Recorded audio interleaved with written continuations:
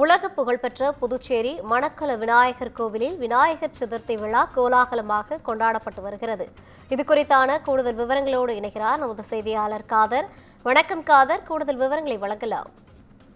வணக்கம் ரவினா. விநாயகர் சதுர்த்தியை முன்னிட்டு புதுச்சேரியில் மிகவும் பிரசித்தி பெற்ற ஸ்ரீ மணக்குள விநாயகர் கோவிலில் மூலவருக்கு தங்க கவசம் அணிவிக்கப்பட்டு பக்தர்களுக்கு அருள்பாலித்து வருகிறார்.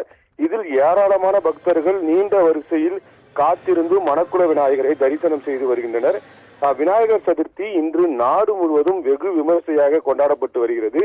புதுச்சேரியில் மிகவும் பிரசித்தி பெற்ற ஸ்ரீ மணக்குள விநாயகர் கோவிலில் வழக்கமான உற்சாகத்துடன் விநாயகர் சதுர்த்தி விழா கொண்டாடப்பட்டு வருகிறது. அதன்படி அதிகாலை 4:30 மணிக்கு கோவில் நடை திறக்கப்பட்டு மூலவர் மற்றும் உற்சவருக்கு சிறப்பு அபிஷேக ஆராதனைகள் நடைபெற்றது.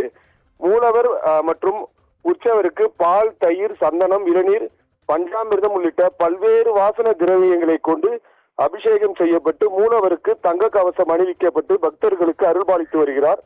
பின்னர் உற்சவருக்கு அபிஷேக ஆராதனைகள் மற்றும் சிறப்பு பூஜைகள் நடத்தப்பட்டு கோபுர ஆரத்தி, கலச ஆரத்தி, பஞ்ச ஆரத்தி உள்ளிட்ட ஆரத்திகள் காண்பிக்கப்பட்டது.